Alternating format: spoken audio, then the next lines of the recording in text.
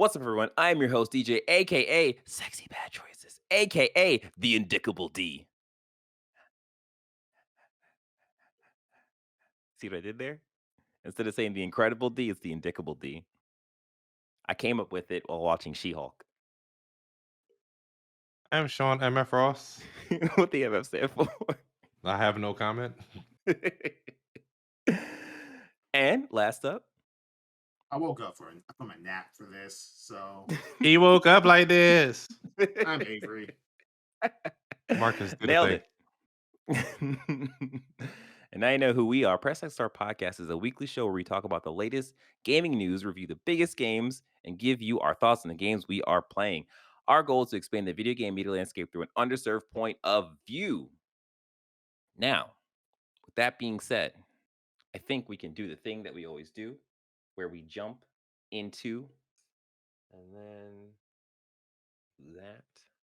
And we are back. Now it is time for us to talk about the games we are playing. DJ, hey, what's up?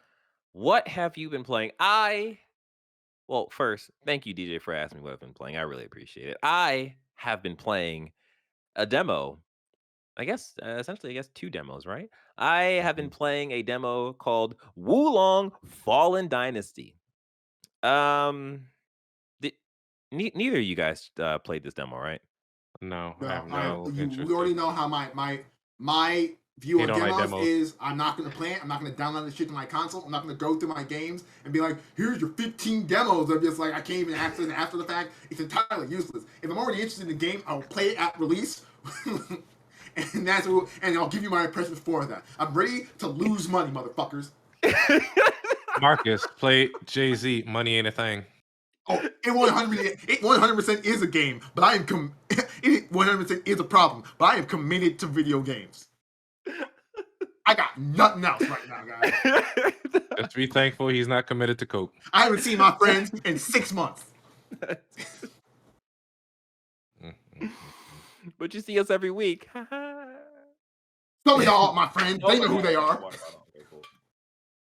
Some of y'all acquaintances are best. And I'll be sending friendship requests to my real friends. They know who it is. Checks my PSN. Oh, twisted. Okay, so yeah, first, before I talk about this game, I want to talk about my experience like finding this thing to download. And it has been a complete cluster fuck.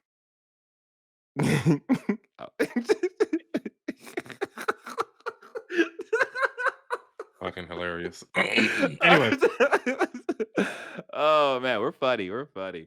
Okay, yeah. So I went to PSN. I went to download this game. I typed in Woo and I got nothing. I typed in Long, I got nothing. I'm like, what? Where the fuck is this game? Like, what's happening here?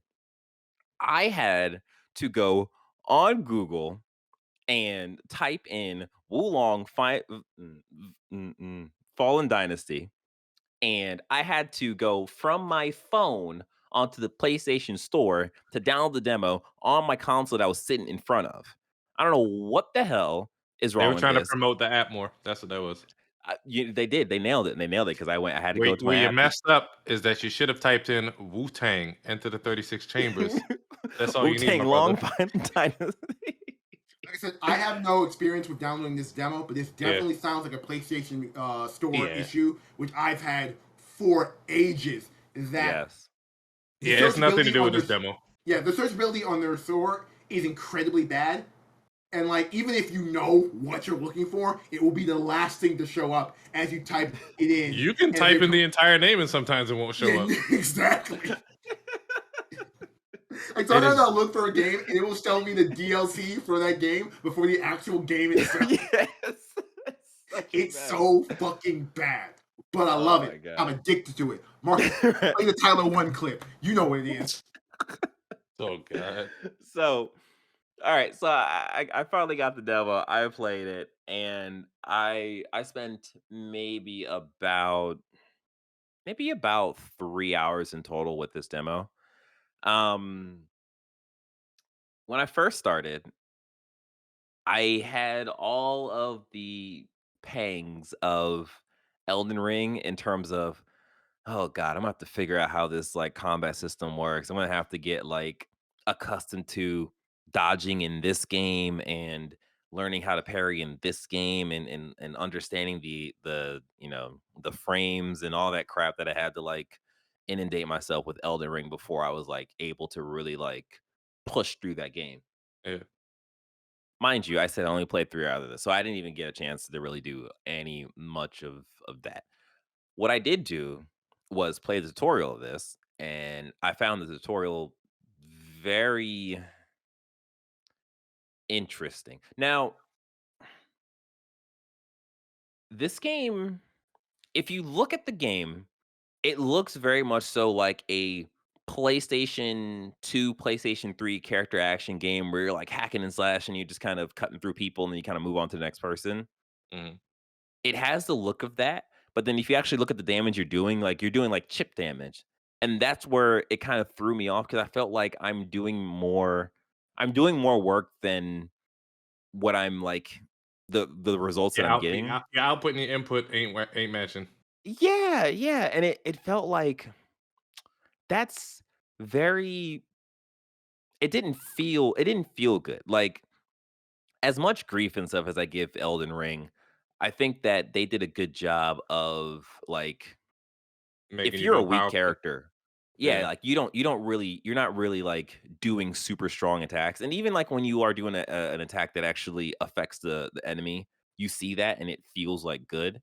I didn't really get that from Wo Long. I ended up looking at other demos and seeing. Oh, go ahead, Avery. No, like you're talking like you're bringing up Elden Ring a lot, and there is a lot of DNA in Wulong because it's from basically everything I've heard about from this game. It's essentially Neo 3, Yeah, but yeah. Team Ninja is the Ninja Gaiden team.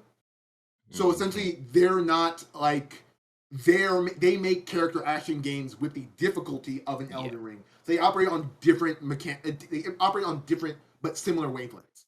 Yeah, they got, like, a different DNA. Yeah, I'll also say that, for a long time, I've hated Ninja Gaiden. I think I probably still do hate Ninja Gaiden because that one dude with the nunchucks beat my ass, and I'm like, "I'm a goddamn ninja. How dare you the hurt me like first this?" boss. It was the first boss. Yes, you're absolutely right, Avery. I put that game down. I said, "I'm never touching this stupid game again." And I went back to Jet Set Radio Future. Anyways, um, yeah, like I think the game I think objectively, the game is good. It gives you a lot of different combat options. Like you have like really, really cool counters. I'm showing gameplay now. And like you can do a bunch of different stuff. And it's like really cool when it's really flashy, but it didn't feel for me and like, my the type of games that I like type of games like playing, like it didn't feel that great to me. And then I ran into like a couple of like weird issues where if you catch someone in a counter and you do like an attack, you do like a special attack where the screen changes and you're doing like a special attack essentially, right? The enemy, if there's another enemy around, they can hit you out of that special attack. Mm. And that just feels Realistic. wrong to me. Yeah, because it's like even the camera is like, hey, look, this is gonna be a cool thing. And then some other dude's like, ah, fuck you. And it's just like, I mean, why? Like, that's what why it did would you be even in real change the life. camera? I mean, yeah, it's like real life, but you're also fighting like hulked out looking tiger head things that will eat you, eat your whole body. Anyways, I don't know. You're just I don't think wishing they I'm would follow traditional martial arts rules and wait their turn to get their ass kicked. exactly, Sean. Dance around in a circle. Exactly. I admire the old ways, but yeah. Overall, it was fine. I think again, as Avery said, like its roots are in Neo, its roots are in Ninja Gaiden, and I never played Neo. I kind of wanted to play Neo. I don't know how I feel after playing this if I would have a good time in Neo, but I think we yeah. should, as much as I harp on FromSoft games and those type of games, we all just need to agree that as a genre, it's just not for everyone, It's true. That's true. That's true. and let's not force ourselves into something that we're not into anymore. Yeah. No, you're not wrong. You're not wrong. Yeah. I tried this game because I liked the aesthetic of it and I thought that was cool, but I think after playing the demo, like my heart's gonna be in Ronin Rise of the Rise of the Ronin, right? That's Rise of the Ronin. Yeah. So yeah, my heart's gonna be there. So whenever that comes out, I'm gonna be, all eyes on that. And of course Ghost of Tsushima too. Uh the other game I played was Call of Duty Modern Warfare 2 beta, my guys. They ran the beta for the weekend. During the week it was closed and they opened the beta back up again. This past weekend they had the invasion mode, which is like their big team battle kind of thing. It's like 20 versus 20. Um I don't really got too much to say other than I had a great time playing this mode. And it was a thing of me running into the open field and of course getting sniped by Mr. Sir Kills a lot or whatever the guy's name was. And then, spawning with my team and being like, all right, that wasn't the right thing to do. And then I ran out to another field and I got sniped again. I was like, all right, that definitely wasn't it. And it was just kind of that. And then eventually like I kind of found the groove and I was like, oh, this is really cool. And I think for me,